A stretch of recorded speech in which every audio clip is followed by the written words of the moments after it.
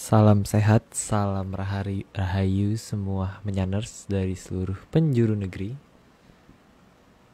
Kita mulai kembali ya, tadi karena ada kendala. Nih, coba kita...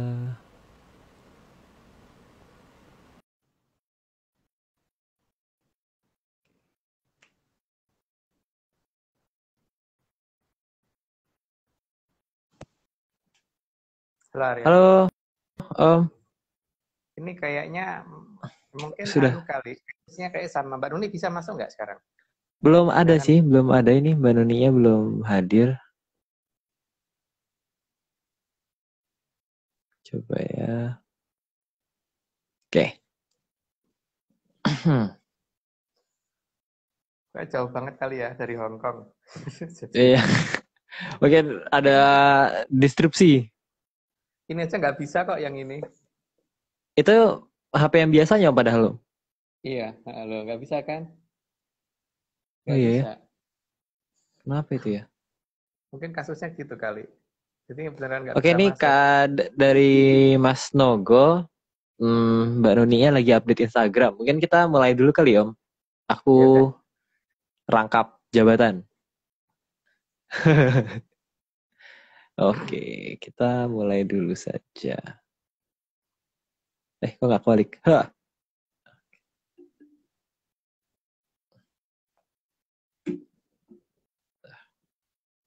Oke, sang puspa tajem kridanipun Atlantis ing paprangan sakjroning kurungan. Slide pertama. Kurungan adalah sebuah alat yang membuat batas antara daerah bagian dalam kurungan dan daerah di luar kurungan. Kurungan Ya. pada umumnya terlihat seperti pagar yang melingkar dan menutup pada bagian atasnya. Dan yang berada di dalam kurungan masih bisa melihat yang ada di luar kurungan, begitu juga yang di luar kurungan bisa melihat apa yang ada di dalam kurungan. Itu sih nggak perlu dijelasin ya. Lanjut aja Aryo. Oke, slide kedua. Kurungan bisa terbentuk secara nyata atau terbentuk akibat perjanjian atau akibat adanya pemaksaan. Ya, yang ada di sini kan akibat pemaksaan, bukan akibat perjanjian. Kalau Ayo ayam lanjut. jago ya Om ya. Oke, kita lanjut ketiga. Kurungan juga untuk menjaga agar sesuatu yang ada di dalam kurungan jangan sampai terlepas keluar. Artinya kan yang penting itu bukan masalah terlepas keluarnya, tapi jangan sampai yang di luar masuk ke dalam gitu kan. Sebenarnya diinginkan itu kan. Tapi juga kalau bisa yang di dalam jangan sampai terlepas keluar juga. Nah itu Mbak Etek Nah, sampai. halo Mbak. Halo, sorry, nggak tahu ini kenapa ya, kok bisa? Iya sama Mbak, Akhirnya ini kita aku juga bertemu. HP Halo, satunya baru saya update, baru bisa. mungkin karena terlalu banyak di stalking orang Mbak. dapat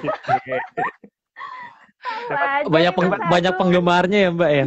Sekarang banyak dapat penggemar. penggemar ya.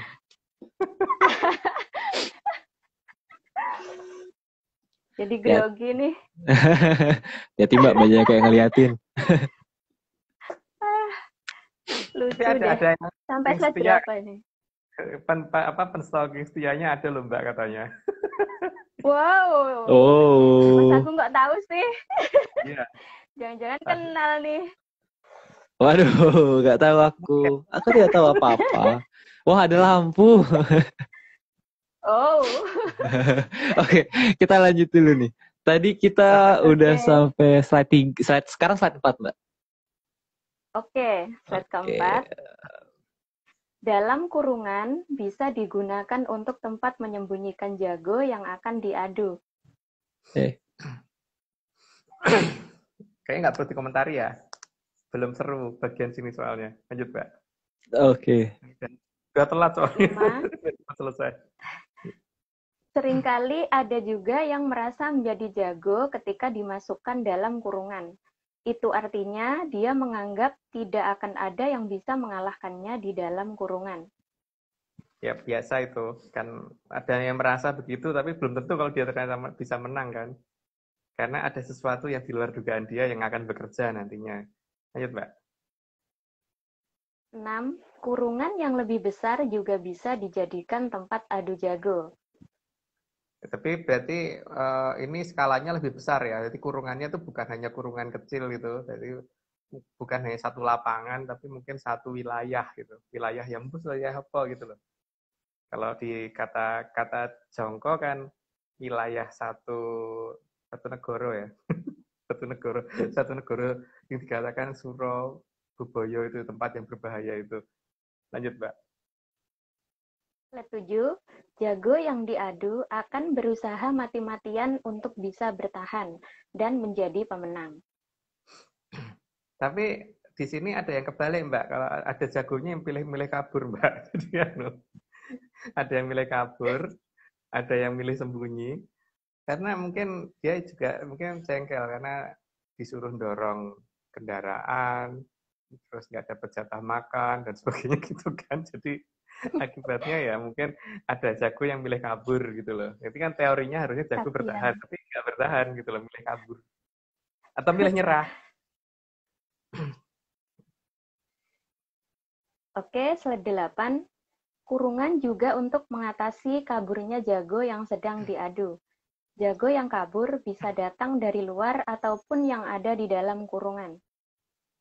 Jadi supaya yang di luar tidak ikut campur dan yang di dalam tidak kabur keluar. Nah, yang kabur karena kalau yang di dalam kabur keluar kan berarti nanti ini ya yang saat lagi ngadu kan merasa bagaimana gitu loh, jagonya yang dibangga-banggakan kok kabur.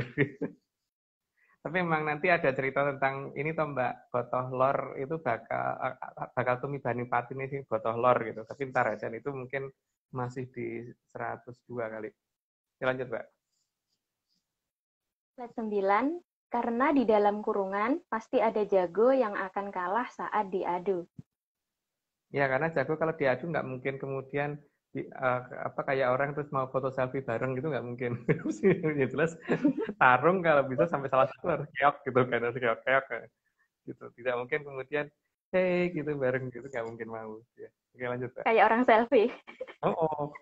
Tapi kalau yang kenyataan yang terjadi di sana kan nggak begitu kan. Tapi ada banyak yang kemudian malah jadi yang daripada diadu milih maju bareng-bareng terus mundur bareng-bareng gitu kan. Rombongan, Mas. Rombongan. Slide 10. Di dalam kurungan juga akan ada jago yang mati karena kalah saat diadu. Nah, itu sudah terjadi sih kalau itu memang ya pasti yang mati pasti ada gitu. Tapi yang yang milih kabur juga banyak sih, yang milih kabur atau yang milih tidak pura-pura tidak tahu atau langsung menyerah gitu aja juga banyak. Lanjut, Mbak. Slide 11. Tapi dalam perang di zaman yang aneh itu sudah tidak ada jago lagi karena kalau berperang secara keroyokan. Kalau jago itu kan 1 lawan 1 ya. Nah ini enggak, banyak lawan banyak gitu loh. Cuman banyaknya seberapa dan banyak lawannya juga banyaknya seberapa gitu. Yang kita aku nggak tahu. Lanjut, Mbak.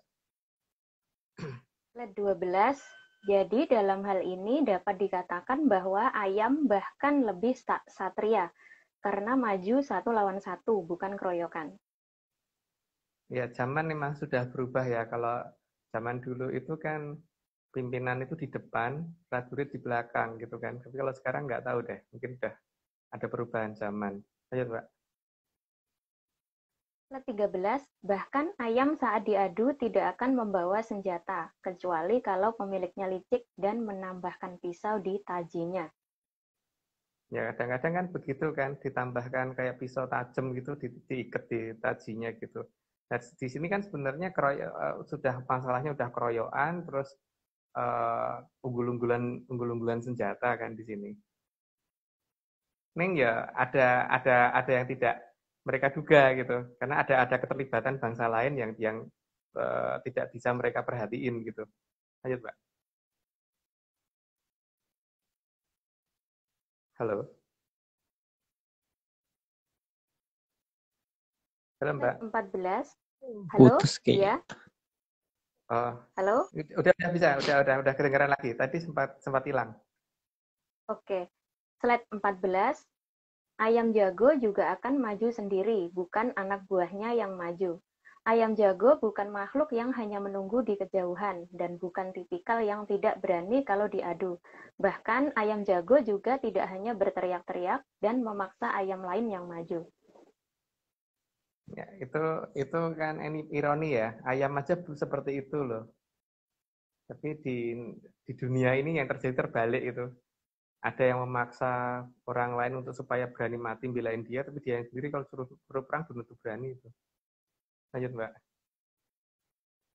Slide 15 sangat berbeda dengan cara perangnya serangga yang akan menggunakan banyak senjata untuk mereka gunakan. Gambarnya tuh, Aryo. Ya. Ya, jadi kalau serangga kan memang tidak mungkin 1 lawan 1 kan, pasti keroyokan. Dan pasti menggunakan senjata yang ada yang mereka miliki dan seberapa kuat senjatanya mereka per masing-masing itu kan. Tapi kalau serangga tidak mungkin satu-satu, pasti banyak lawan banyak gitu biasanya. Lanjut, Mbak. Slide 16, serangga kalau perang pasti keroyokan, jadi tidak seperti ayam jago yang maju 1 lawan 1. Ini cerita ini kan sebenarnya ada di serat apa ya, Tantra Pagelaran itu yang menceritakan waktu pas Putut Jantoko bikin beberapa makhluk aneh termasuk serangga-serangga itu yang akhirnya nanti sama Prabu Kandiawan dibikin mengecil sampai seukuran itu gitu. Dulunya kan seukuran orang waktu zaman Putut Jantoko dan memang terahnya kan terah buto ya, jadi memang ya gitu, pasti seperti itu caranya perang. Lanjut, Mbak. Slide 17, dalam dunia semut pasti punya ratu, dan sang ratu semut tidak akan berperang, juga tidak akan sibuk mencari makanan, karena semua sudah dikerjakan oleh anak buahnya. Ya, cuman masalahnya mau dikatakan ratu apa enggak gitu loh. yang nyuruh-nyuruh ini sekarang mau dikatakan ratu apa enggak gitu. Iya kan? Kalau ratu ya berarti dia harusnya ganti itu. Berubah menjadi perempuan dulu gitu. Gitu. Lanjut, Mbak. Slide 18, jadi ratu semut tidak akan sibuk mencari makanan, karena mencari makanan memang bukan tugas ratu semut. Dia yang hanya bisa memerintah saja. Nyuruh-nyuruh doang sih. Lanjut, Mbak. Ratu semut juga bukan sosok yang bisa perang, jadi hanya bisa menyuruh perang tanpa peduli nasib anak buahnya.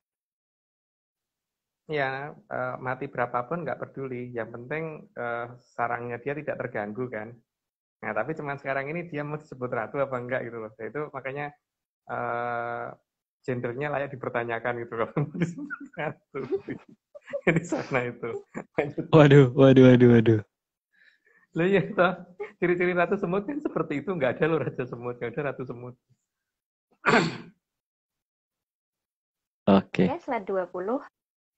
Bagi ratu semut, anak buahnya itu hanyalah angka, jadi nyawa mereka tidak ada artinya, karena mereka hanya angka belaka. Jadi angka, tapi angka yang ini mungkin tidak ada hubungannya dengan matematik ya, karena mungkin kalkulasinya beda mungkin. Bisa mungkin 5 tambah 7 jadi 5.000 gitu mungkin juga bisa untuk versi itu gitu. Ternyatanya apa namanya anak buahnya yang mati berapa ngomongnya sekian ribu. Terus bukan hanya itu loh, ngomongnya 3 hari, tapi 3 harinya dia sama 3 harinya kita tuh beda loh. 3 Di kita bulan, udah Mas. 30, di kita udah 31 hari, di dia tuh 3 hari itu belum nyampe loh, Mbak. Itu kan dari sistem kalkulasinya beda ya. Ya, Sistem angkanya mungkin. lanjut, lanjut, Mbak. Beda daerah kayaknya, Om. Beda Beda planet. daerah. Oh, beda galaksi juga kali. Beda Logikanya. galaksi. Oh. Lanjut, Mbak. Oke, slide 21. Maka dalam sebuah peperangan, akhirnya senjatalah yang memegang peran utama. Ya, tapi dipikir dengan seperti itu akan menang gitu kan. Memang terkesan pihak yang lemah ini ada yang bantu, tapi kan ada yang bantu lagi dari yang tidak bisa mereka prediksi gitu. Jadi harus diingat bahwa ada peradaban lain yang tidak akan membiarkan ini semua terjadi gitu. Lanjut, Mbak. Slide 22, bahkan kalau perlu, tidak bertarung secara satria pun tidak apa-apa, karena serangan dilakukan dari jarak yang sangat jauh dan tanpa peringatan. Kalau dalam bahasa ininya mungkin lempar tangan sembunyi batu atau lempar batu sembunyi tangan ya. Jadi lempar batu gitu. Itu lempar tangannya tuh batunya gitu. Lanjut, Mbak. Slide 23, semua jenis senjata yang disiapkan kalau bisa musuh tidak bisa melihat dan tidak bisa mendeteksi ketika digunakan. Agar saat digunakan, hanya akibatnya saja yang terlihat dengan target sasaran yang mendadak hancur. Ya, tapi ya itu, seberapa banyak yang mereka punya gitu kan. Terus nanti seberapa banyak juga yang akan ternetralisir secara logis dan berapa banyak juga yang tiba-tiba lenyap gitu kan. Karena ada yang menetralisir dan yang tidak logis gitu kan. Lanjut, Mbak. Slide 24, maka semua jenis senjata yang mengeluarkan api di bagian belakangnya akan menjadi alat utama untuk menaklukkan lawan. Ya, sekarang semuanya seperti itu kan, bahkan sampai peluru pun seperti itu kan. Door-nya pertama kan ada api di belakang pasti. Cuman di sini kan yang tidak bisa mereka prediksi ada loh senjata lain yang ini tidak menggunakan itu, tapi sekali nembak itu mungkin langsung 5 kendaraan lapis baja bisa habis langsung gitu, tapi tidak seperti itu, kalau itu kan cuma satu-satu gitu. Lanjut, Mbak. Slide 25, bahkan ada yang dilepaskan dari lautan untuk menghancurkan sasaran yang ada di daratan. Ya, begitulah kondisinya perang, ya biarin aja seperti itu dulu, tapi ya nanti lihat ya, pasti akan menjadi situasi akan menjadi terbalik karena ada sesuatu yang tidak bisa mereka prediksi ya. Lanjut dulu, Mbak. Slide 26, ada juga yang diluncurkan dari kedalaman lautan untuk menghancurkan sasaran yang ada di daratan ataupun di permukaan laut. Itu mungkin sudah bisa dilihat di internet banyak ya cerita seperti itu. Lanjut, Mbak. Slide 27, ukurannya juga semakin besar, mengikuti dengan jangkauan yang juga semakin jauh. Tentunya efek merusaknya juga semakin besar. Ya, kan yang mereka bisa kan memang seperti itu kan, membuat sesuatu yang untuk merusak gitu kan, jadi bukan untuk menjadi lebih baik gitu. Ngerebut suatu wilayah apapun alasannya itu nggak tahu kalau bisa dikatakan benar atau salah, tapi banyak orang yang kemudian ada yang bisa mengatakan benar, tapi kalau saya yang namanya ngerebut itu kan ya benar ya. Lanjut, Mbak. Slide 28, kecepatannya juga bervariasi, namun semakin baru akan semakin cepat dan dapat bermanuver. Itu banyak di internet, tidak perlu dijelasin. Lanjut, Mbak. Slide 29, jenis dan kandungan teknologi yang dimiliki juga sangat bervariasi. Namun tujuannya bukan untuk menjaga kehidupan, tapi justru untuk mengurangi kehidupan. Ya karena mereka memang ya bangsa apa gitu kan, bangsa apa mereka itu, sehingga ya memang ya seperti itu gitu. Jadi bukan untuk menjaga kehidupan, tapi untuk mengurangi yang hidup, bukan untuk menambah yang hidup, gitu. Untuk menjaga yang hidup, tapi untuk mengurangi yang hidup. Lanjut, Mbak. Slide 30, apapun jenisnya, dimanapun negara yang membuat dan memilikinya, pasti bahasanya semua sama, yaitu bahasa Milky Way, yang digunakan untuk menyebut dan menerangkan setiap bagian per bagian. Yang jelas mereka bangga loh kalau bisa sekali sekali menggunakan senjata itu terus yang mati banyak, itu bangga mereka. Bukannya mereka bangga kalau misalkan senjata itu dikeluarkan terus sekian orang jadi selamat, itu enggak. Yang mereka banggakan yang terbalik ya bagaimana membunuh orang sebanyak-banyaknya gitu. Lanjut, Mbak. Bentar Mas, bahasa Milky Way itu seperti apa ya? Bahasanya mereka. Karena kan mereka nyebutnya namanya Milky Way kan.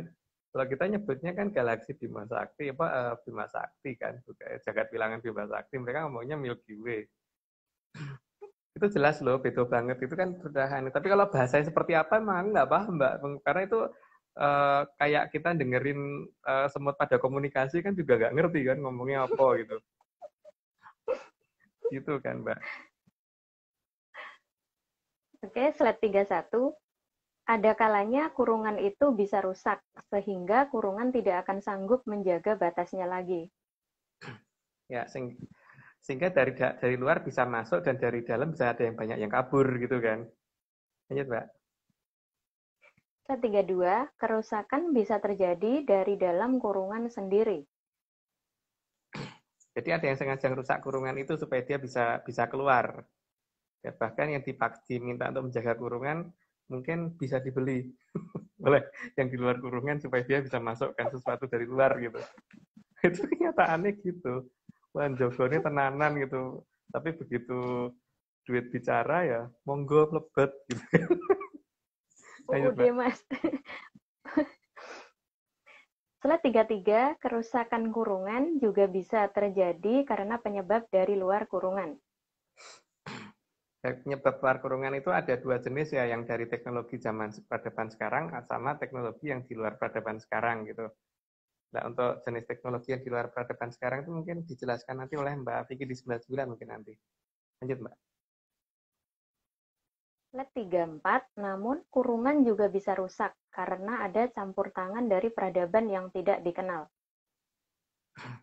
Nah, peradaban yang tidak dikenal ini yang justru akan membuat bingung banyak orang. Tapi nanti ciri-cirinya ada kok. Ciri-cirinya bahwa dia ciri-ciri khasnya apa itu akan kelihatan. Tapi nanti mungkin nggak tahu di episode ini atau episode depan mungkin akan ditunjukkan apa ciri-cirinya. Lanjut, Mbak. 35, karena peradaban besar pasti akan ikut campur tangan secara bertahap agar tidak ketahuan. Karena logikanya gini ya, ada perang dimanapun, negara paling besar itu pasti akan ikut campur, Mbak. Nggak mungkin nggak. Apalagi yang lebih besar lagi gitu kan.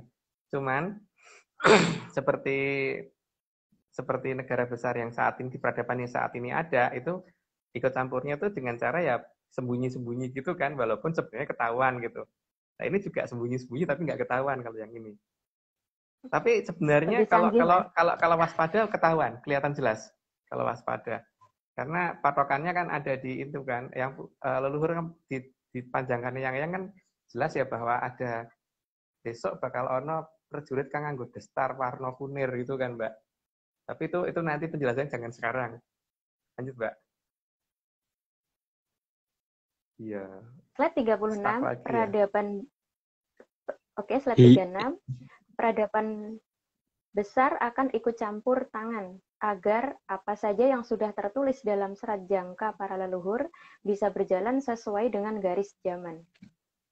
Ya, karena memang harus berjalan sesuai garis zaman yang sudah digariskan dalam jangkanya leluhur kita. Jadi itu supaya kelihatan bahwa leluhur kita tuh nggak asal nulis loh, dan bukan cuma ramalan loh. Dan kemudian banyak orang yang ngomong suka dipikir kita tuh seneng dengan perang dan sebagainya. Enggak ya, kita nggak suka dengan perang. Tapi memang yang namanya jongko tuh ya begitu gitu kan. Nah, cuman mari kita buktikan nanti terjadi apa enggak gitu kan. Tapi kan ini dongeng juga sih, jadi ya kalau nggak terjadi ya nggak apa-apa. Betul. Lanjut, Mbak. Slide 37. Jadi keterlibatan peradaban besar bukan karena mereka kurang pekerjaan atau ingin menguasai Arcapada. Mereka nggak kalau pengen menghabiskan seluruh bumi gampang, tapi mereka kan tidak lakukan itu ya. Mereka yang penting bagaimana supaya zaman itu berjalan sesuai jangka. Jadi bagaimana supaya kalau bentuk kalau subuh itu sesuai dengan yang diperhitungkan oleh leluhur gitu. Walaupun banyak serat-serat kuno yang sudah dihilangkan kan. Nggak tahu oleh siapa yang menghilangkan gitu loh. Karena bahkan beberapa ajaran-ajaran kuno pun udah hilang sekarang. Lanjut, Pak. Slide 38.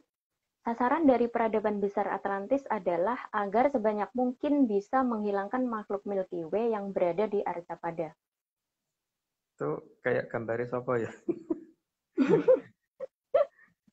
Ya, ya memang sebaiknya begitu kan. Mereka semua itu harus pada tempatnya gitu. Kalau sesuatu tidak di tempatnya kan memang kadang-kadang malah tidak nyaman kan. Seperti kalau orang ditaruh di istana yang megah gitu pasti kerasan. Tapi coba kalau ayam ditaruh di istana yang megah gitu, kerasan, Mbak. Mesti sibuk cari jalan keluar malahan. Tapi tidak di kandang dia tahan. Memang ya tempatnya harus harus di tempatnya masing-masing, nggak bisa di ini. Beda tempatnya beda. Lanjut, Mbak. Slide 39, sehingga semua makhluk akan kembali pada tempat yang sebenarnya, agar jangan ada makhluk yang salah posisi. Ya, seperti tadi sudah dijelasin. Lanjut, Mbak. Slide 40, peradaban Atlantis juga sangat paham bahwa makhluk Milky Way itu memang sudah akan dijemput oleh yang mempunyainya.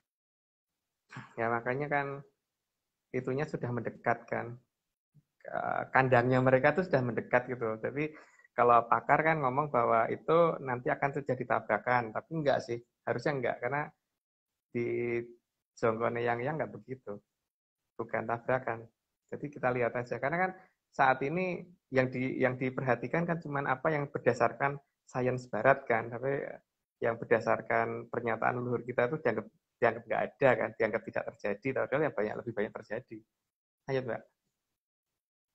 Slide 41, maka Atlantis akan terlibat secara senyap dan perlahan, terutama saat Milky Way sudah semakin mendekat. Senyapnya di saat-saat awal, tapi makin ke sana nanti makin kelihatan. Karena kalau ngeh dengan pernyataan destar kang prajurit kang ngagem destar warna kunir itu nanti akan paham. Lanjut, Mbak. Slide 42, jadi tidak perlu khawatir akan terjadi tabrakan jagat wilangan. Karena ketika jagat wilangan kanibal itu mendekat ke jagat wilangan Bima Sakti, hanya bertujuan untuk menjemput penghuninya, jadi bukan untuk menabrak. Ya, itu kan coba nanti kita lihat aja. Yang betul tuh versi astronom atau versi jangkar yang kan. Itu Mbak. Lanjut Mbak.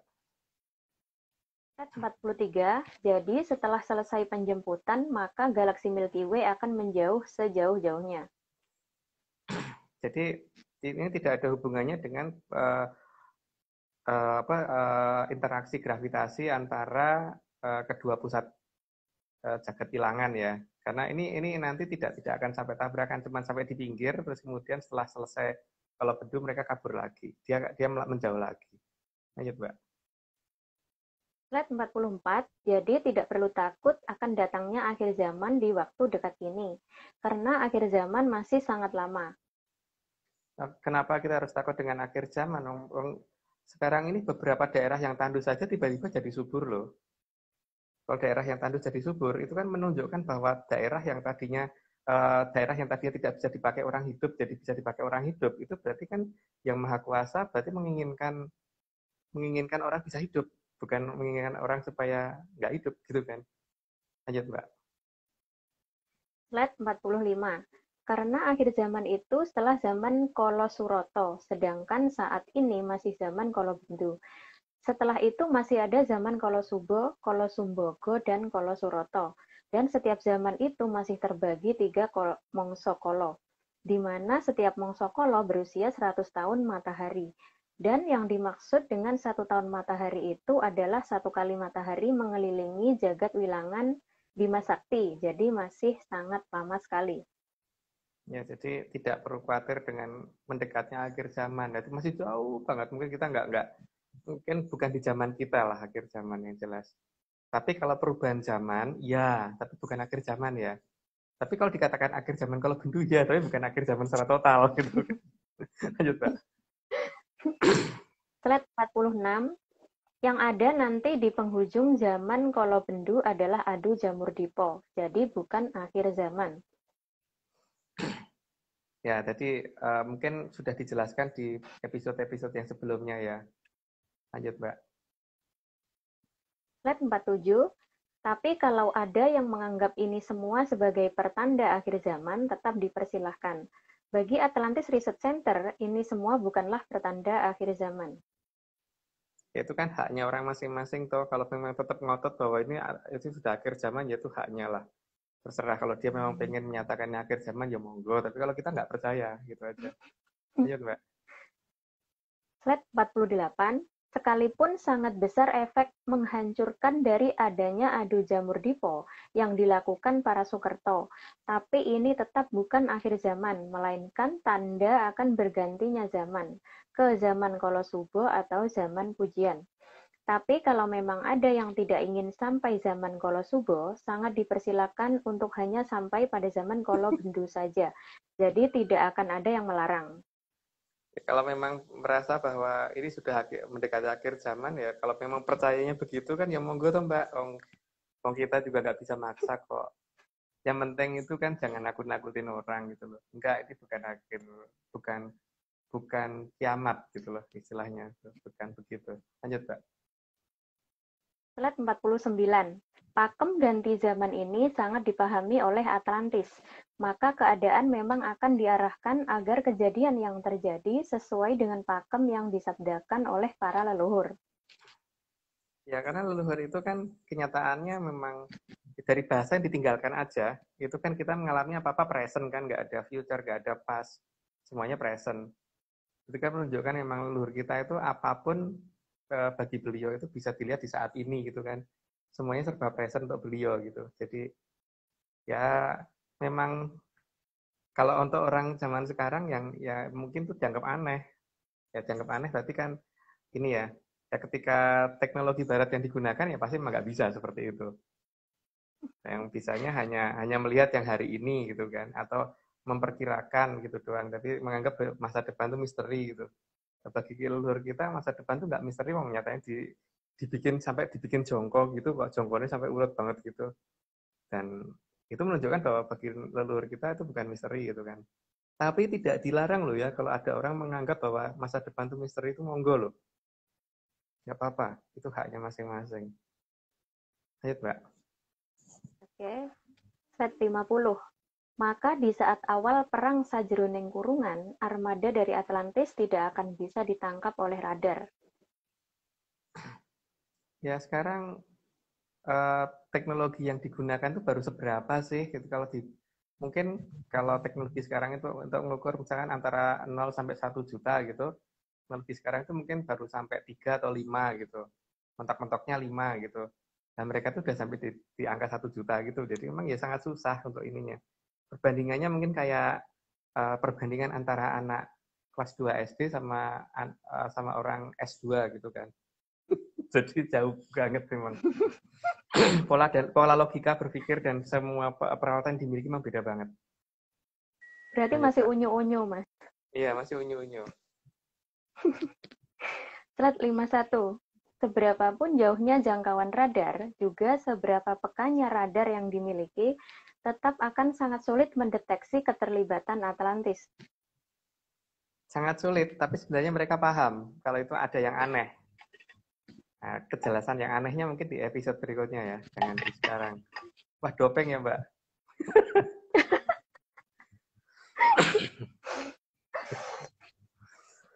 Oke, slide 52. Tapi kalau kita waspada, maka nantinya secara bertahap akan terlihat banyak keanehan dalam perang yang terjadi di dalam kurungan itu. Jadi perang dalam sajroning kurungan ini malah justru bisa dipakai untuk membuktikan bahwa Atlantis itu ada apa enggak gitu kan. Ada enggak sih nanti keterlibatan mereka? Apa sih keterlibatan mereka itu di mana sih gitu? Kelihatan enggak sih gitu? Ya, lanjut, Pak. Slide 53, karena pesawat dari Atlantis bisa disamarkan mirip pesawat punya Rusia. Ya dengan gampang sekali mereka membuat pemandangan seperti itu gitu. Perkotaan yang besar aja mereka bisa tutupin kan. Perkotaan yang sangat besar, bahkan kerajaan Mojopahit yang dekat Jakarta aja nggak kelihatan. Nggak bisa mereka bikin nggak kelihatan, itu masih ada sampai dengan hari ini. Kerajaan yang lain yang itu masih ada juga nggak bisa kelihatan. Mereka memang punya keahlian di situ. Ayo, Mbak. 54, pesawat milik Atlantis juga bisa dibuat agar terlihat seperti pesawat milik Amerika Serikat. Tapi akan ada beda di kecepatan. Karena ini kasusnya mungkin sama dengan ketika saya tuh ngejar beberapa mobil aneh yang lewat di dekat rumah ya. Karena kan di daerah Cibubur itu kan perumahan elit itu cuma sampai pada batas di kota wisata sama legenda wisata. Artinya di sebelah timur tuh nggak mungkin orang punya mobil yang sangat mewah gitu loh, yang seperti Range Rover seri 7 dan sebagainya, itu nggak mungkin kan. Tapi kalau tiap pagi itu ada, nah itu kita kan ngikutin kalau pagi, terus pas malamnya kita ikutin lagi, tapi biasanya kan hilang di daerah beberapa desa tertentu, dan itu ada beberapa nama-nama tertentu yang memang menunjukkan suatu itu. Jadi menunjukkan nama wilayah tempat menghilangnya mereka gitu loh. Nah itu juga kalau seperti itu bisa mereka lakukan, yang seperti ini juga bisa mereka lakukan pasti. Lanjut Mbak. Slide 55.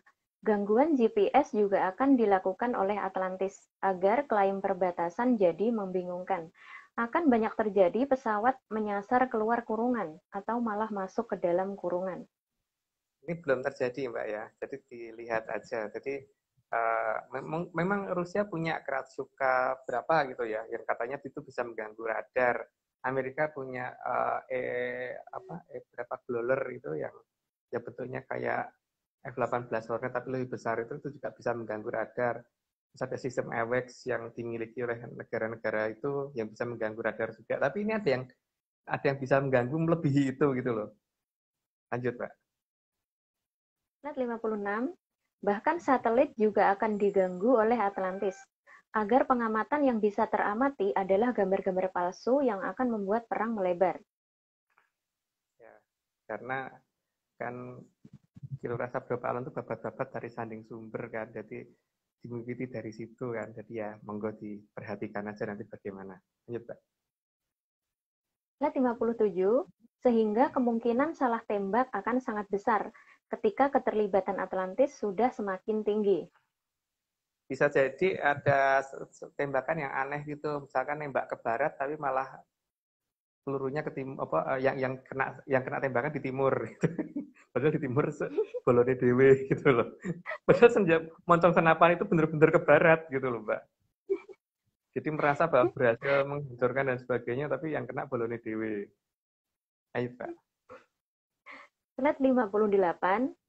Bahkan pesawat yang seharusnya bisa digunakan untuk menuntun armada udara justru akan tersesat dan bisa menghilang tanpa diketahui rimbanya. Itulah, kalau misalkan teknologi tinggi sudah ikut bekerja, nanti akan terjadi seperti itu. Tapi yang bagian ini belum terjadi ya. Atau mungkin aku yang kurang lihat berita yang nggak tahu, tapi seharusnya belum ini. Lanjut Mbak. Slide 59. Karena pesawat seperti ini tidak akan bisa melacak keberadaan area 36.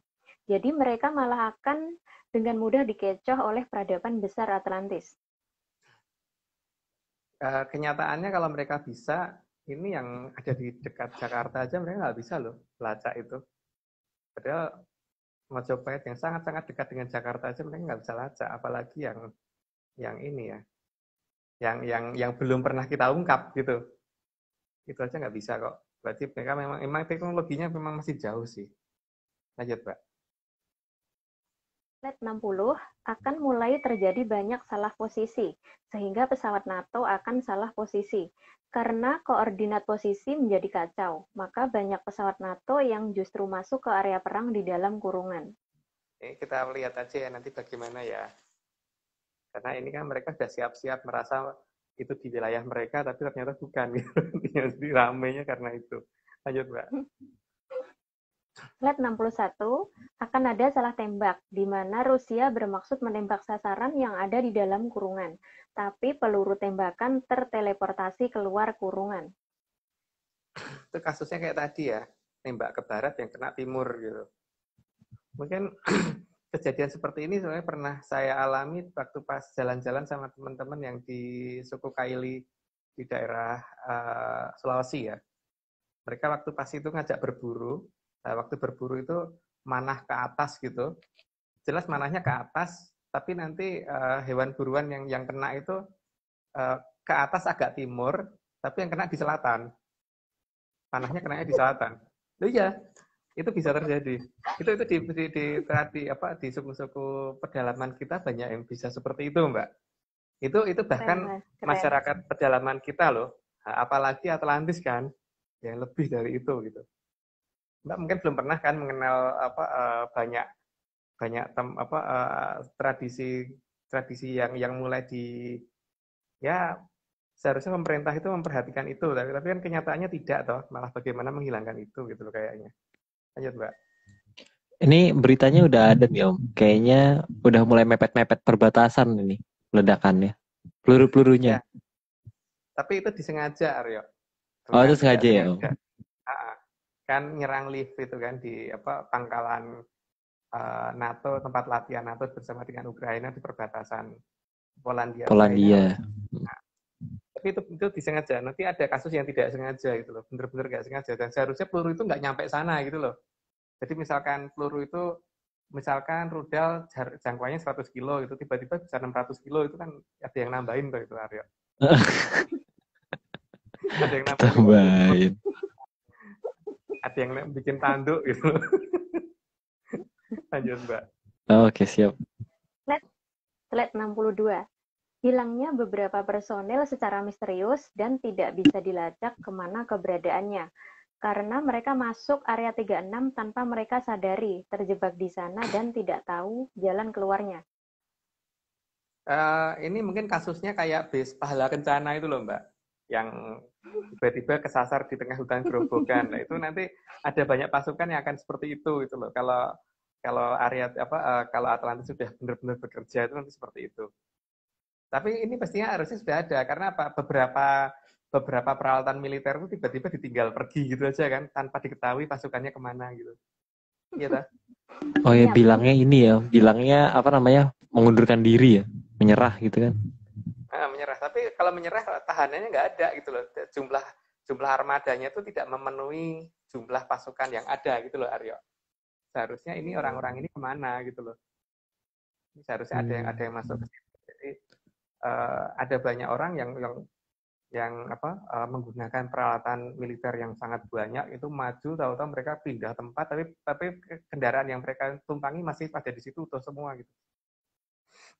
Jadi akan ada kondisi seperti itu ya. Kondisi seperti itu berarti kan tidak ada satupun yang terkena rudal, terkena ranjau, terkena apa, tapi tiba-tiba satu kolom konvoi itu tiba-tiba nggak ada orangnya sama sekali gitu. Itu berarti Atlantis benar-benar bekerja. Prajurit di Star Warna Kunirnya udah mulai benar-benar bekerja.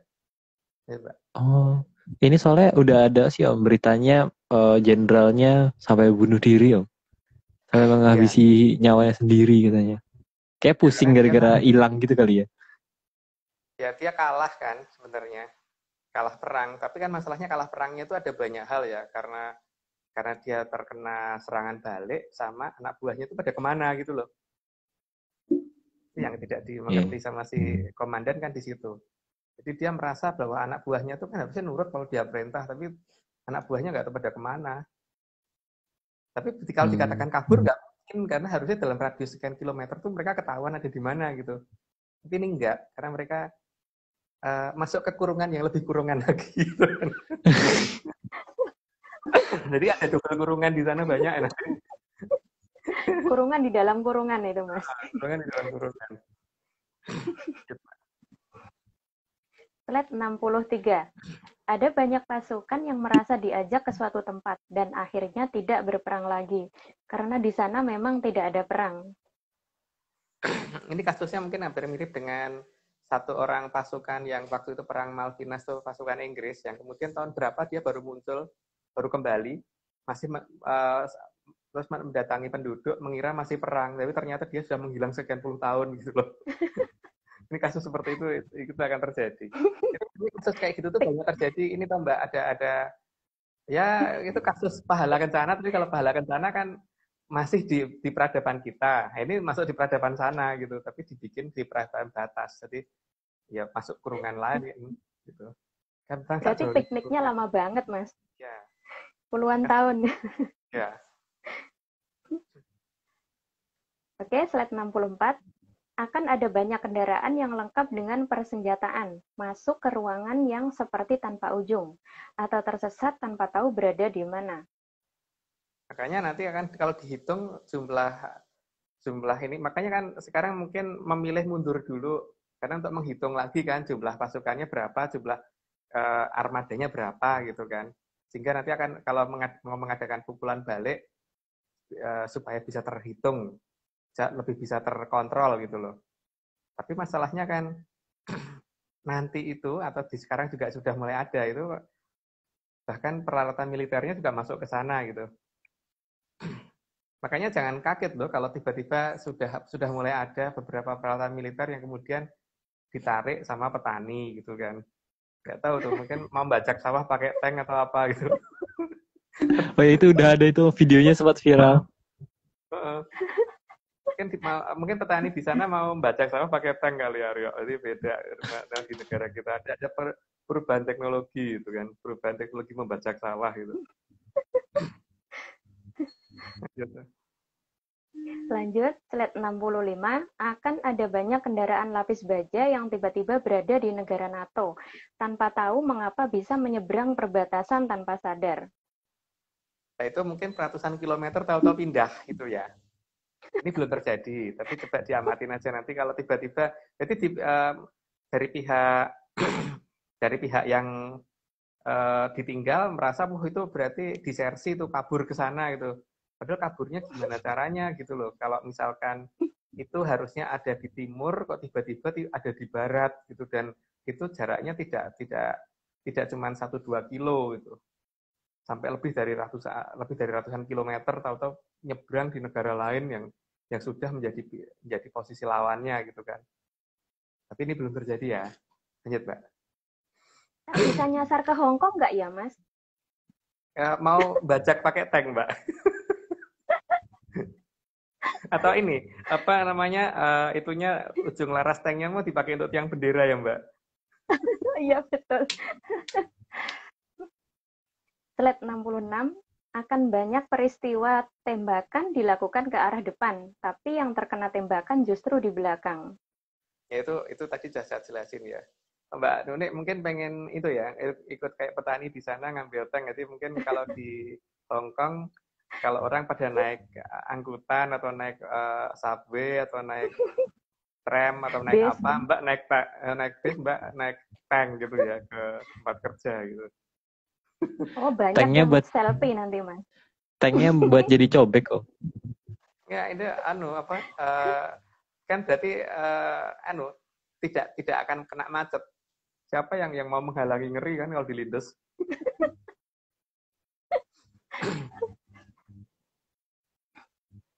Slide 67. Akan terjadi keanehan saat melakukan penembakan ke arah musuh sebagai sasaran, tapi tembakan justru menuju ke posisi teman sendiri. Itu pertama itu. Jadi misalkan peluru ditembakkan ke arah barat gitu. Teman ada di barat utara gitu. Harusnya kan itu ke barat tepat. Sedangkan angin dari utara ke selatan. Harusnya kalau belok oleh angin kan ke selatan, itu beloknya ke barat utara. Nembak temennya sendiri gitu loh. Tapi beberapa senjata termobarik yang mungkin sampai benar-benar tepat sasaran, itu memang pasti ada yang dilepas, itu pasti ada. Itu juga meledaknya tidak sesuai yang diduga gitu. Yang harusnya efeknya misalkan tingkat kerusakan misalkan sampai 1000 gitu, tapi cuma sampai 6 gitu doang tingkat kerusakannya gitu. Yang penting secara formalnya memang ya rusak, tapi memang itu nanti ya. Ini belum sampai di titik ini kan. Dalam jangka belum sampai sini soalnya. Lanjut, Mbak. Slide 68. Akan banyak kasus kendaraan lapis baja terbakar hebat dalam jumlah lumayan banyak, padahal tidak ada yang menembak. Ya, ada kasus seperti itu. Memang kesannya ada yang nembak, entah itu pakai UAV atau apa, pakai drone atau pakai apa, rudal atau pakai apa gitu. Tapi ini akan ada banyak kasus yang tidak ditembak tapi meledak. Jadi mungkin Atlantis juga tidak bodoh kan. Jadi ngikutin beberapa prajurit yang pada nembak juga. Jadi harusnya pelurunya harusnya rudal hanya bisa, mereka misalkan bawa 10, paling enggak hanya 10 kendaraan lapis baja, tapi ini bisa 60 kendaraan lapis baja habis semua gitu loh. Jadi harusnya kan nggak logis seperti itu, tapi bisa terjadi seperti itu nanti ya. Kalau masalah kendaraan ditinggal itu bukan karena hanya masalah bahan bakar, karena ada yang bahan bakarnya masih ada tapi tetap ditinggal gitu kan. Tetap ditinggal karena orang hilang beneran, nggak tahu kemana. Kan banyak kan tanknya yang akhirnya digunakan oleh prajurit musuh untuk persenjataan mereka gitu loh. Ada loh banyak yang seperti itu loh. Lanjut, Mbak. Oke, slide 69. Akan terjadi keanehan di mana tembakan tidak pernah kena sasaran, karena peluru yang ditembakkan hilang entah kemana. Jadi dor gitu terus bablas anginnya gitu. Jadi nggak tahu kemana gitu. Jadi misalkan 100 rudal ditembakkan gitu misalkan gitu, mungkin yang kena mungkin 10 gitu, yang 90 nggak tahu kemana, atau lenyap gitu.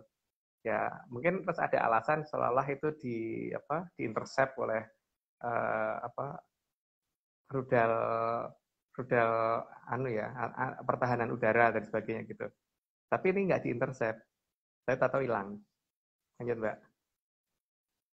Slide 70, terlihat di beberapa wilayah seperti muncul kubah misterius. Jadi peluru meledak di udara seolah menabrak dinding yang tidak terlihat. Ya. Jadi kalau dalam bahasa Jawa itu kan ada pernyataan di seratnya yang itu kan bakal ono sing kang kebentuk sing awang-awang gitu kan, kesandungi roto kebentuk sing awang-awang. Jadi artinya ada sesuatu yang nabrak tapi sebenarnya nggak ada yang ditabrak gitu kan. Bentuk sing awang-awang. Lanjut Mbak. Kata-katanya begitu loh ya. Ini lanjut Mbak. Oke, slide 71. Terjadi keanehan dalam jangkauan tembakan, di mana tembakan terlalu pendek atau terlalu jauh dari sasaran. Harusnya kan menggunakan suatu persenjataan yang presisi, tapi ya presisinya itu jadi terganggu karena kan masalahnya kan sistem GPS-nya sudah terganggu kan. Jadi kalau ngikutin GPS sudah itu pasti akan nggak kena sasaran. Tapi kalau misalkan menggunakan kamera atau apa yang dipasangkan di situ untuk sambil mengikuti rudal yang diluncurkan, nah itu memang terkesan seolah-olah bener kena blur gitu beneran, tapi ternyata begitu dilihat daerah itu nggak apa-apa karena nggak tahu yang ditembak apa gitu loh. Lanjut Mbak. Slide 72, akan terjadi penyimpangan pola tembakan, sehingga arah gerak peluru tidak seperti teori lintasan pelurunya. Nah, kalau rudal yang canggih, yang hipersonik itu kan mungkin memang bisa bermanuver ya. Tapi kalau peluru bermanuver kan lucu tuh Mbak. Peluru yang bukan peluru kendali ya. Bisa bermanuver dan bisa menghindari yang ditembak gitu loh. Jadi bukan yang ditembak menghindari peluru, tapi pelurunya menghindari yang ditembak gitu loh. Jadi kayak main game ya, Om ya?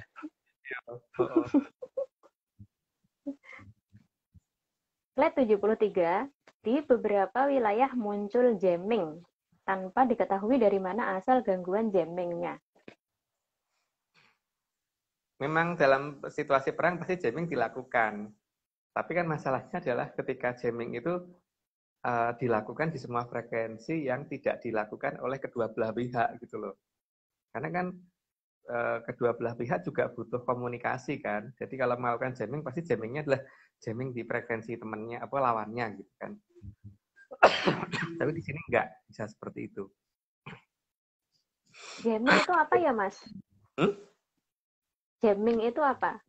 Jadi gini Mbak kalau misalkan punya HT, Orari atau punya handy talkie, kita waktu break gitu, ya, terus di luar misalkan ada orang yang nggak suka kalau Mbak bisa komunikasi sama orang itu, terus kemudian karena dia punya pesawat yang beratnya lebih gede, maka dia tekan sehingga pada saat Mbak break itu nggak kedengeran, yang kedengeran orang ini terus gitu loh. Oh. Jadi mengganggu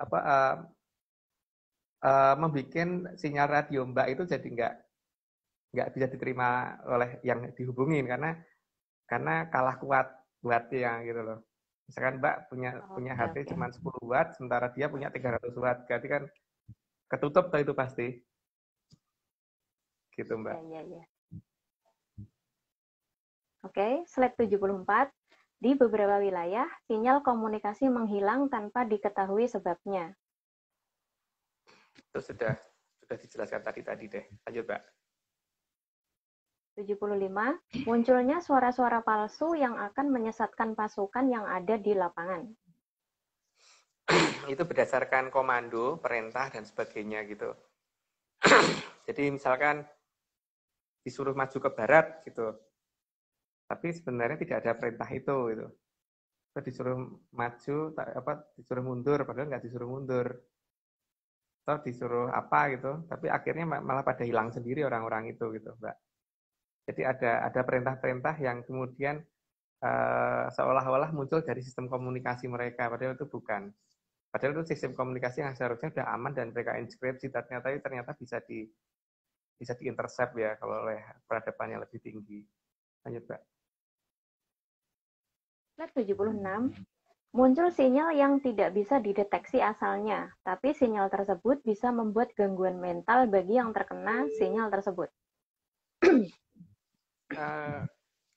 Beberapa sinyal memang bisa bikin seperti itu ya. Atau suara juga bisa bikin seperti itu.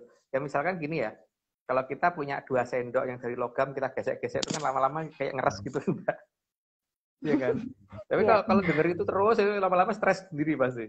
Nah itu mereka juga mempunyai teknologi itu, tapi dengan dalam bentuk yang gelombang elektromagnetik yang kira-kira bisa ditangkap oleh sistem panca indera manusia gitu loh. Lanjut, Pak. Sama kayak film horor gitu kali ya, Om ya? Iya. Tapi setiap saat itu ngeri juga. Oke, lanjut, Mbak. Slide 77. Di beberapa wilayah, sinyal komunikasi hilang. Meski pada jarak yang sangat dekat, tapi tetap tidak ada sinyal sama sekali. Ini mungkin kalau penjelasannya tentang keberadaan area 36 itu ini ya salah satunya. Mungkin bisa dilihat di Nusantara atau Atlantis Empire itu bagaimana sinyal HP yang cuma jarak HT yang cuma 1 meter bisa nggak ada sinyalnya sama sekali. Nggak bisa komunikasi gitu loh. Break itu nggak nyampe. Padahal harusnya HT itu kan 200 meter jangkauannya, 1 meter nggak bisa komunikasi. Nah, itu akan terjadi di sana nanti kalau itu dibuka area 36-nya supaya untuk jebak pasukan untuk masuk ke wilayah itu kan. Lanjut, Mbak. Oke. Slide 78. Muncul sinyal aneh dari suatu daerah yang tidak bisa dilacak. Namun sinyal ini sangat kuat sehingga sangat mengganggu komunikasi. Tidak jelasnya dari mana itu kan karena seolah-olah itu berasal dari semua arah gitu kan. Sehingga yang membuat bingung pasukan yang mau mengintercept sinyal ini supaya menetralisir ini jadi susah karena arahnya dari mana nggak jelas. Ya karena kalah teknologi ya. Jadi seperti itu. Lanjut, Pak. Oh ya, Mas, tentang gangguan komunikasi ini kemarin saya baca beritanya. Gitu. Oh gitu ya, Mbak. Sudah terjadi berarti ya? Iya, betul. Slide 79, banyak tank mogok. Padahal bahan bakar masih penuh, tapi mesin mati dan tidak bisa dinyalakan lagi. Jadi ada kasus seperti itu ya, tapi begitu pihak lawan yang yang mereka serang mendatangi tank itu, tanknya jalan lagi, bisa jalan. Jadi memang di lock dari kejauhan gitu loh. Jadi bukan karena solarnya habis ya, solarnya masih ada, tapi nggak bisa jalan. Gitu loh. Lanjut, Mbak. Slide 80, munculnya pasukan misterius yang jika dilacak dan dikejar, maka akan menghilang entah kemana. Mungkin di beberapa tempat di Jakarta pun bisa diperhatiin ya, terutama di daerah-daerah kemacetan gitu. Kalau kita bisa waspada di daerah-daerah kemacetan, coba nyalakan CCTV di mobil, terus perhatiin apakah mobil di depan kita itu tiba-tiba ganti mobil lain. Gitu ya. Karena kalau cuma pandangan mata, misalkan di depan kita harusnya Kijang Innova hitam gitu. Tapi terus tiba-tiba ganti truk atau tiba-tiba ganti PPD atau tiba-tiba ganti apa ya, ganti Avanza hitam gitu kan nggak ngeh kan. Tapi kalau CCTV kan nggak bisa ini. Tadi titik tiba-tiba dia menghilang gantinya itu kapan, di mana itu bisa jelas. Nah, itu juga akan mereka terapkan di sana gitu. Lanjut, Mbak. Slide 81. Akan muncul pasukan dengan persenjataan minimal, tapi bisa menghentikan pasukan lapis baja. Kemunculan pasukan itu dengan serangan kilat dan menghilang dengan sangat cepat. Jadi pelurunya mungkin nggak seberapa. Jadi pelurunya mungkin nggak seberapa, tapi tembakannya itu bisa melebar gitu. Jadi peluru begitu ditembakkan membesar. Kalau yang dimiliki peradaban sekarang kan misalkan kaliber berapa, misalkan 10 mm ya tetap ditembakkan tetap di 10 mm gitu kan. Kalau misalkan 10 mm ditembakkan, gitu kena sasaran itu berubah menjadi mungkin 100 mm atau mungkin jadi 500 mm atau berapa gitu loh. Jadi ada senjata yang seperti itu yang tidak dipahami oleh peradaban sekarang. Lanjut, Mbak. 82, akan banyak muncul peristiwa kesandung ing roto atau kesandung padahal tidak ada yang membuat orang bisa kesandung. Ya, ini sama ada apa namanya tuh jebakan, tapi jebakannya tuh nggak ada, nggak kelihatan gitu. Jadi tahu-tahu kayak nginjek ranjau atau apa, tapi sebenarnya itu nggak kalau dilacak nggak ada ranjaunya, nggak ada bekas ledakannya juga nggak ada, tapi itu bisa benar-benar berbahaya melebihi ranjau yang dimiliki peradaban sekarang gitu, Mbak. Lanjut, Mbak. Slide 83, akan banyak peristiwa kebentur ngawang-ngawang, yaitu kepala terbentur padahal tidak ada apa-apa yang membuat kepala terbentur. Itu kan kebentur ngawang-ngawang itu seperti tadi ya, ada rudal ditembakkan harusnya kena sasaran tapi meledak di udara seperti bentur di udara gitu, bentur sesuatu di udara. Kebentur ngawang-ngawang itu harusnya akan terjadi karena itu sudah benar-benar ada di jongkok itu. Kata-katanya persis banget. Kesandungin roto, kebentur ngawang-ngawang. Lanjut, Mbak. Oke, slide 84. Akan muncul banyak ranjau tanpa ada yang menanam, dan ranjaunya bisa berpindah dengan sendirinya mengikuti sasarannya. Ya. Ini pada saat perang gerilya dulu, banyak orang-orang tua yang menceritakan kayak gitu juga ya, bahwa ranjau yang ditanam sama pasukan kita, terutama yang dipimpin oleh beberapa orang terkenal, tapi saya nggak perlu nyebutin siapa, itu seperti itu. Jadi ranjau ditanamnya di sini, tapi nanti tank yang jaraknya 100 meter bisa meledak kena ranjau itu, padahal ranjaunya namanya di sini. Tapi meledaknya 100 meter di sana. Gitu. Itu di negara kita aja banyak loh, Mbak, yang bisa melakukan itu, tapi cuman itu nggak tahu siapa kalau sekarang ya. Kalau dulu banyak. Lanjut, Mbak. Sakti banget, Mas. Ya. Slide 85. Ada banyak ranjau yang sudah diledakkan, tapi tetap masih bisa meledak lagi dengan ledakan yang lebih besar. Jadi dipikir ranjaunya double, tapi enggak loh sebenarnya. Jadi waktu diledakkan merasa sudah, wah ini sudah aman gitu. Ternyata enggak. Tetap bisa meledak lagi dan ledaknya lebih besar. Karena ada ranjau yang bisa mereka jinakkan, hanya ranjau yang bisa mereka lihat kan. Yang tidak bisa mereka lihat, ya nggak bisa mereka jinakkan. Lanjut, Mbak. Oke, set 86. Ada daerah tanpa ranjau, tapi bisa meledak melebihi ranjau yang pernah ada. Itu kan termasuk definisi dari penjelasan kesandunging roto itu kan, Mbak. Lanjut, Mbak. 87.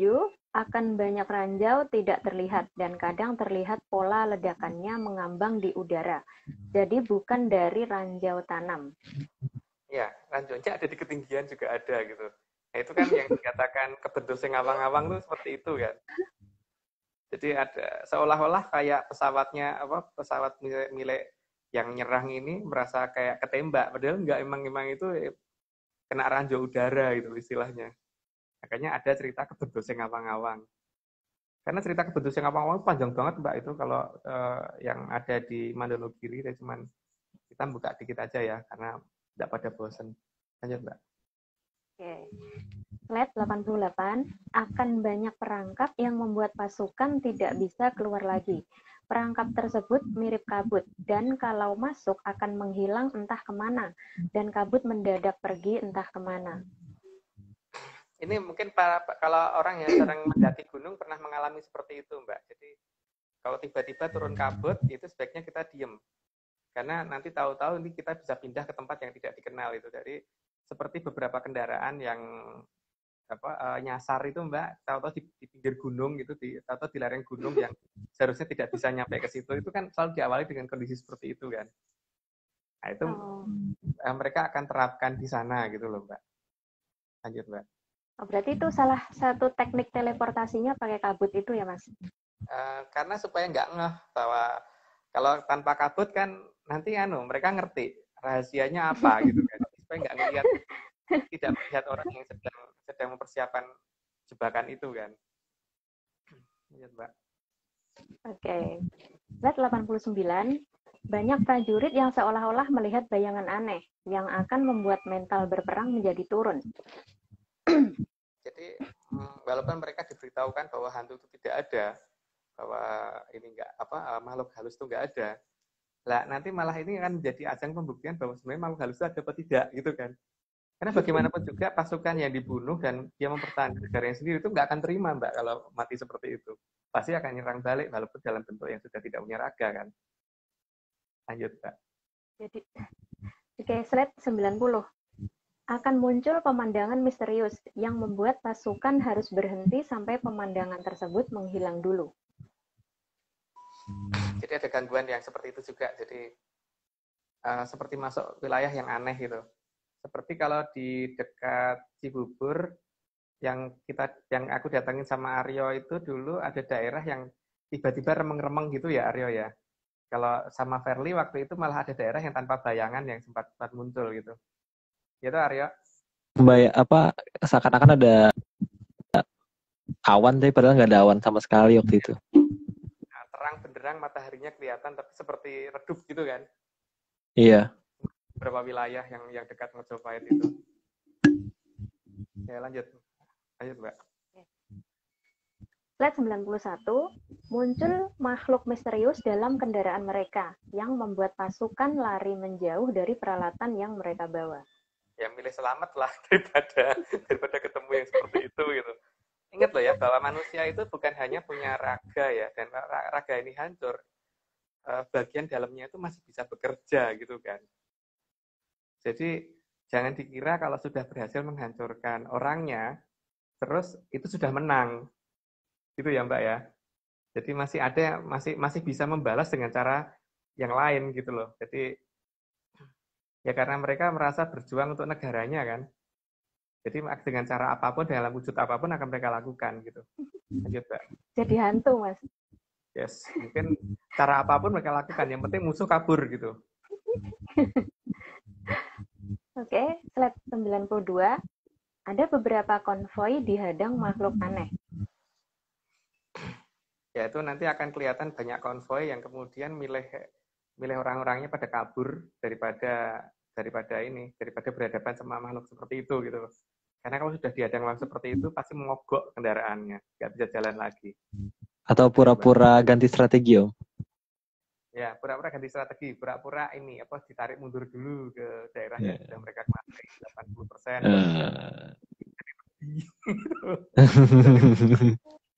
Janjani rawani gitu kan. Dan mikirnya senjatanya mereka sudah lebih bagus, lebih hebat dan sebagainya, tapi mereka tidak menghitung faktor itu gitu kan. Oke, slide 93. Banyak pasukan yang mentalnya drop dan mengalami gangguan kejiwaan. Ya, pertama orang yang tidak pernah melihat orang mati dibunuh terus kemudian dia disuruh membunuh orang itu kan juga pasti akan stres duluan ya. Apalagi kalau tiba-tiba nemu temennya tinggal tangannya atau gimana gitu. Nah, tapi masalahnya tidak cuma itu gitu loh. Ketika pasukan lawan yang mereka habisi ternyata masih bisa menyerang dengan walaupun sudah tanpa badan kasar gitu. Ya stres orang-orang seperti itu. Kalau yang nyuruh-nyuruh sih enak aja dari kejauhan, nggak peduli gitu loh. Tapi yang di lapangan ini kasihan banget. Lanjut Mbak. Kasihan. Oke, slide 94. Banyak tentara yang merasa aneh karena tidak pernah bertemu dengan siang hari. Itu karena selama bertugas mereka hanya melihat gelapnya malam atau malam gelap yang tak kunjung fajar. Mereka berpikir ada serangan dalam skala yang sangat masif sehingga sampai asap itu menutupi angkasa gitu kan. Nah, tapi ini yang menjadi aneh adalah ketika ada beberapa pasukan yang terjebak di keadaan yang tidak pernah siang gitu. Gelap terus. Dan nanti ini orang akan cerita pada saat lepas dari situ, Mbak. Tunggu beritanya aja. Lanjut, Mbak. Ngeri ya, Mas. Ya. Slide 95, banyak tentara yang memilih mengakhiri hidupnya karena merasa itu yang terbaik bagi dirinya.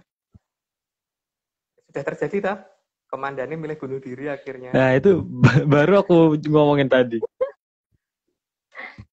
Karena ada banyak hal yang tidak diperhitungkan. Nanti kalau menghitungnya cuma secara fisik, teknologi sekarang, berarti ada banyak hal yang di luar itu yang tidak bisa mereka perhitungkan. Ingat loh ya, orang-orang yang mereka serang itu mempertahankan negara mereka loh. Jadi kalau mempertahankan negara mereka itu artinya apa? Ketika badan mereka sudah nggak ada, tetap akan maju gitu loh. Itu yang tidak dihitung. Oh iya. Jadi ingat film Lord of the Ring, ada pasukan hantu itu, Mas. Iya. Slide 96, banyak tentara yang justru dengan sengaja menembak komandannya sendiri. Sudah terjadi ya, kalau nggak salah. Ya, sudah. Lanjut, Ada Pak. beritanya kemarin. Slide 97, muncul bayangan aneh yang seolah-olah mengajak bunuh diri. Ya, karena kan itu tadi, karena orang yang berusaha mempertahankan wilayahnya, kemudian dihabisi, ya berarti dia akan mencari cara seperti apapun supaya orang yang menghabisi dia juga mati gitu kan. Dia nggak mau mati sendirian, pasti mau cari teman. Dan teman itu dari pihak lawan pasti. Lanjut, Mbak. Slide 98, di beberapa tempat banyak bayangan yang berbeda dengan orangnya. Itu karena di beberapa tempat aja seperti di daerah antar Cibubur dan Kerawang itu ada satu wilayah yang bisa tanpa bayangan ya Mbak ya, meskipun ada matahari terang gitu. Itu berarti kan orang bisa berdiri tanpa ada bayangan. Nanti kan ya dikatakan di beberapa cerita oleh orang-orang luar yang menceritakan bahwa dulu ada kerajaan yang tanpa bayangan itu belum ada lah. Tapi kan itu bisa dilakukan. Makanya kemudian bisa dong kalau membuat bayangan lain. Jadi orang berdiri bayangannya pedus atau bayangannya titik gitu kan bisa aja atau Mbak. Atau yang atau yang lebih menyeramkan lagi gitu. Atau bayangannya mentok mana gitu bisa. Tapi ada loh orang yang takut sama ayam, orang yang takut sama mentok tuh ada loh. Bukan? Dulu aku Iya. Om takut dikejar ayam.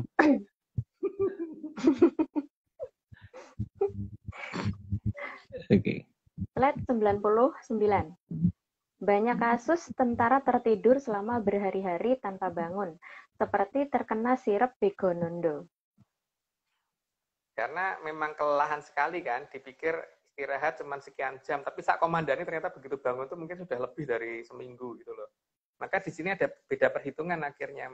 Mereka ngomong 3 hari, tapi serangan akan cuma 3 hari, tapi bagi kita itu sudah 31 hari, tapi bagi mereka itu belum sampai 3 hari gitu. Slide 100, merasa maju ke depan, ternyata malah mundur ke belakang. Itu banyak, nanti akan banyak yang ngalamin itu. Jadi merasa sudah maju sekian puluh kilometer, ternyata enggak. Ini kan sebenarnya hampir terjadi kemarin itu kan, jaraknya udah 60 km dari ibu kota, terus udah 30 km dari ibu kota, tahu-tahu 40 km dari ibu kota. Maju lagi tahu-tahu 60 km dari ibu kota itu. Jadi itu kelacak loh sama satelitnya Maxcar. Cuman nggak diungkap. Ya kan? Bahwa mereka maju tapi kok malah mundur gitu tuh. Ya, itu ada yang aneh. Oke, slide selanjutnya 101. Banyak tentara yang kehilangan koordinasi karena terteleportasi menjauh dari pasukannya dan justru berada sangat jauh dari pasukan utamanya. Sebenarnya orang-orang ini diselamatin itu karena supaya tidak ikut perang sebenarnya. Tapi malah stres kan karena bingung karena kalau ketemu pihak lawan dia takut ditangkap kan. Tapi dia pasti diteleportasi di tempat yang kalau ditangkap pun pihak yang menangkap tidak akan menyiksa mereka gitu loh. Lanjut, Pak. 102. Banyak pasukan khusus yang justru menyabotase pasukannya sendiri karena salah koordinat lokasi yang akan diserang. Ya karena matanya dia diganggu, Mbak. Terutama di matanya dia sama kalau koordinat ya jelas, tapi matanya dia ya gitu. Jadi ketika dia melihat bahwa itu senjata pihak lawan, tapi ternyata temennya sendiri. Tapi karena matanya yang disiper kan bisa aja, Mbak. Ada tuh orang kadang-kadang kalau lagi kesurupan itu melihat sapi jadi, itu sapi kok cantik banget. Gitu kan ada yang begitu kan. Sapi kok ganteng banget gitu. Kita kalau orang yang namanya orang kesurupan kan bisa begitu toh. Itu kan hal yang nggak dihitung kan. 103. Ayo lanjut Kak. 103. Oke. 103, banyak kasus granat tidak bisa dilepas, sehingga malah meledak di tangan yang akan melempar. Ya, sudah dicabut pinnya, mau dilempar, maksudnya untuk bunuh orang di luar sana, tapi ternyata nggak bisa dilepas, jadi keikat kayak kelem di tangannya dia sendiri, gitu, sehingga dor mati sendiri.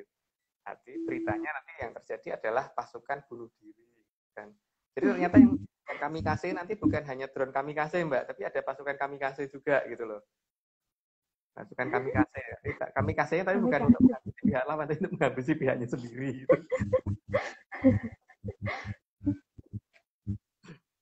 Oke, slide 104. Akan ada kejadian aneh di mana banyak tentara yang kepalanya hanya bisa menghadap ke arah kanan, jadi tidak bisa menghadap depan lagi. Mungkin kalau ayam tuh telonen gitu ya. jadi aneh, kayak kena apa ya itu ya, kayak kram gitu, Mbak. Nah, itu mungkin seperti yang dialami Mbak Vicky waktu dulu itu, waktu pas pertama kali ketempatan pusoko di punggungnya itu kan sampai nggak bisa nekuk kan itu, karena awal-awal ketempatan patrem itu seperti itu. Ya, itu kan gampang tuh kalau untuk mereka itu satu patrem aja taruh di leher kan sudah pasti dia nggak bisa nengok balik itu. Dan ini tidak dihitung oleh mereka gitu loh. Lanjut, Mbak. Oke. Slide 105.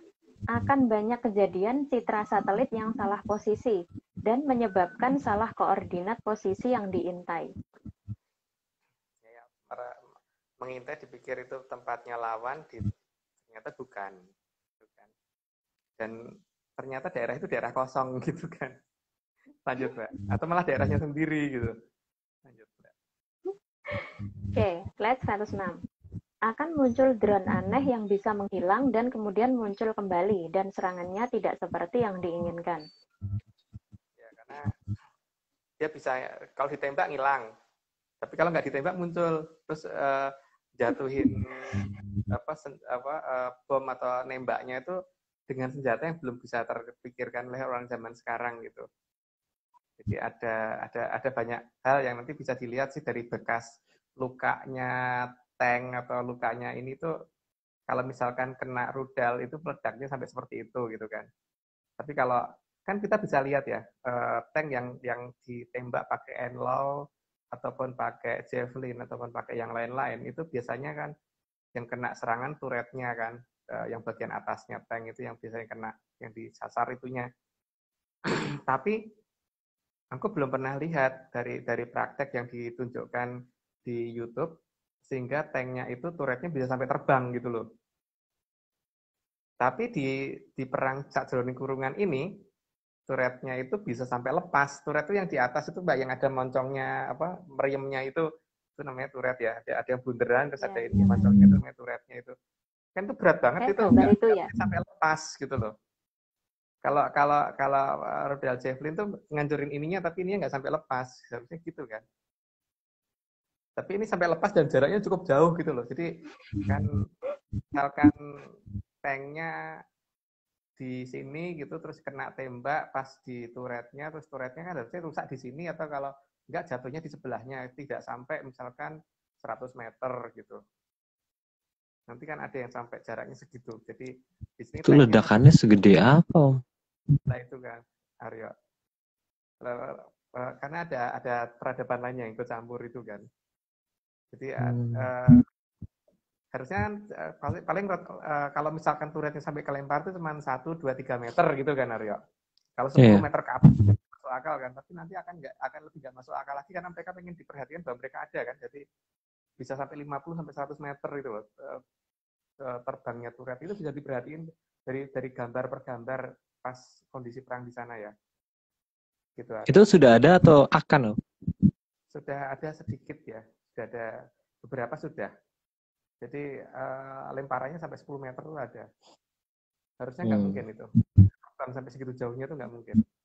Karena menghitung dari kalau logam kecilnya masih bisa percaya ya aku, kalau misalkan waktu pas ditembak terus kemudian pecahan-pecahan kecilnya itu bisa sampai jauh, ya itu logis ya. Tapi kalau turretnya sampai ke angka terus kebalik di tempat yang cukup jauh lebih dari 10 meter, itu nggak mungkin banget Aryo, kalau bukan persenjataan yang aneh itu. Wah, seru sih. Bakal seru sih ceritanya ya. Bakal kayak film-film action gitu ya.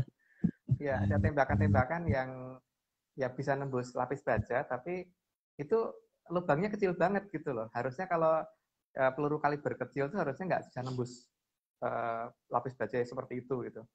Tapi itu tembus dan selalu tepat sasaran gitu loh. Pasti kemudinya dan pasti komandannya dan sebagainya gitu. Itu nggak mungkin dilakukan oleh pihak peradaban sekarang kalau yang seperti itu.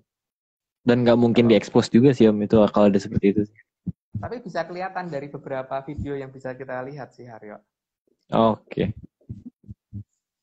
Harus dilihat sih, harus dicari. Ada kok, itu sudah ada sebenarnya. Kalau nggak banget ada. Oke, terakhir. Oke, terakhir. Krido anggrek anjejang ngadu logo. Kadya hangkala kang arsa ambadok bumi. Tanpa uninga. Sampun dipun waspadeng dening 3 kraton utama kang arsa angrampungi regetipun rat. Ya, itu nggak perlu diterjemahkan karena itu bahasaku untuk menyatakan bahwa ini sudah kita sampaikan gitu aja ya. Oke. Ini terakhir. Ya, bukan apa? Oh ya. Kalau ini sih nggak perlu dibahas lagi ya karena sudah sering. Masih sama kayaknya Om dari beberapa episode sebelumnya. Kenapa? Yang Aryo bikin tuh apa tuh namanya? Oh ya, rawonnya Om. Nah, ini dia. Tadi tuh sebenarnya aku awalnya tuh di tengah-tengah pengen motong Om, tapi ternyata nggak enak ini terlalu seru ceritanya. Ini hari ini seru banget ternyata ceritanya. Jadi sahabat-sahabat Menyaners yang di daerah Jakarta dan sekitarnya bisa dicek di follow Instagramnya @wajigiri.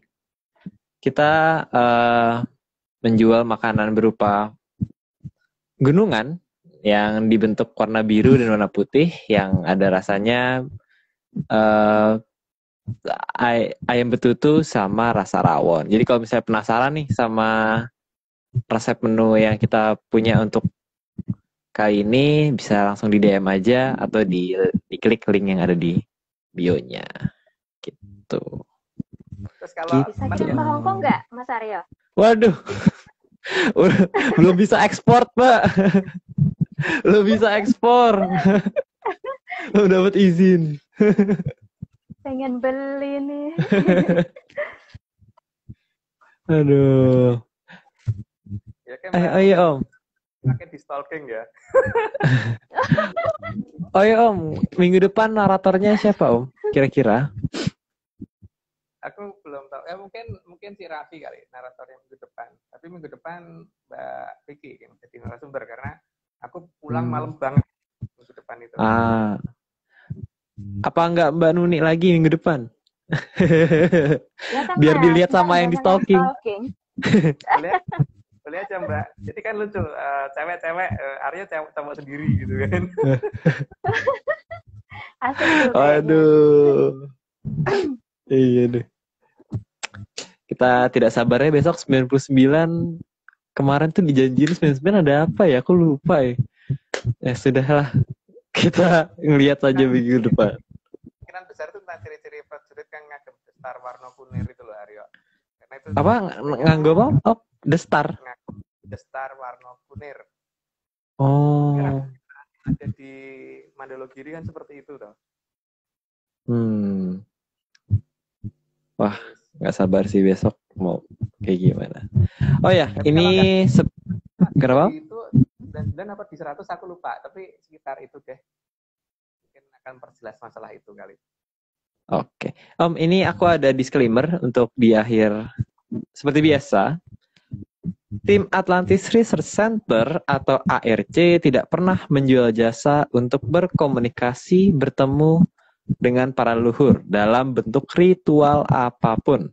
Waspada terhadap oknum yang mengatasnamakan tim Atlantis Research Center atau Saudara Agung Bimo Stejo atau atas nama Vicky Ananda atau dengan tim-tim mengatasnamakan tim-tim yang lain, itu harus melalui ofisialnya aja. Untuk informasi resminya, hubungi via Instagram @Vicky Ananda yang seperti biasa biasanya hadir atau besok minggu depan ya bakal menjadi host bakal jadi narasumber minggu depan gitu. Oke, gimana Om? Mbak Nuni, ada yang mau disampaikan dari Hong Kong? Gak ada lah. Nyimak aja. Buat fans-fansnya? Enggak lah. Kasian. Kejadian terjadi tertulis ya sebenarnya, cuman kita kan tinggal menjabarkan gitu aja.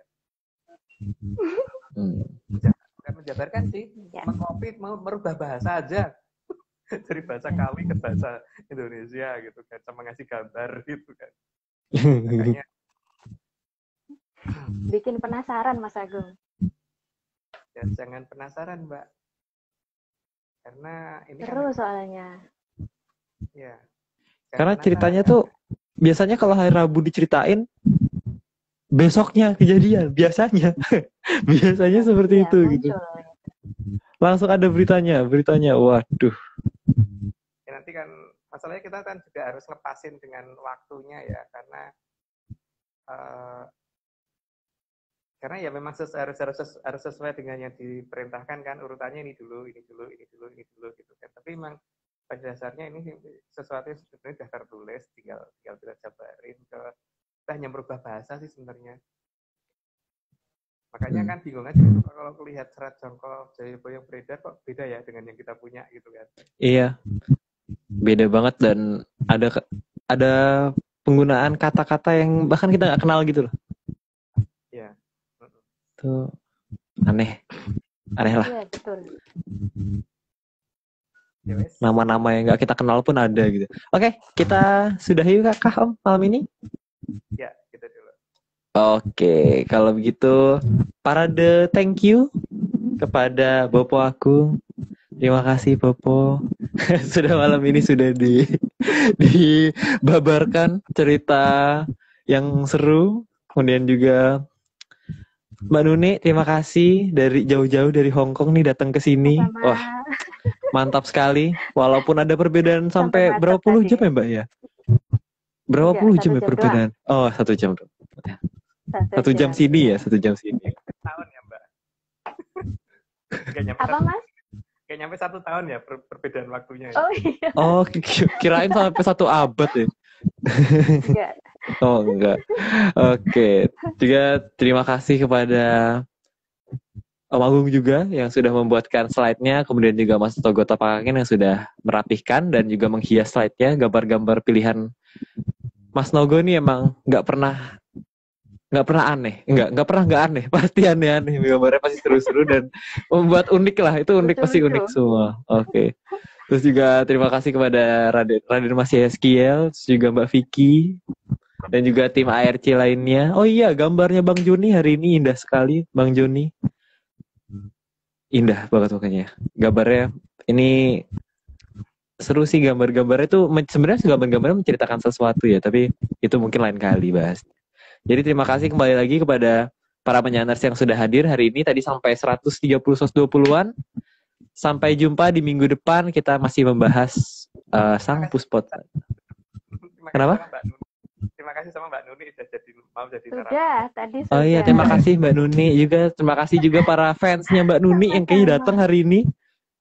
Terima kasih. Enggak, nanti lihat di YouTube Mas. Oh, nanti lihat di YouTube. Oke, siap. Oke, terima kasih juga pada CEO kita Bopo Marius yang mungkin sekarang lagi sedang beristirahat setelah beraktivitas seharian. Jadi sekali lagi sampai jumpa dan kita bertemu lagi di pertemuan minggu depan. Salam menyan. Salam menyan.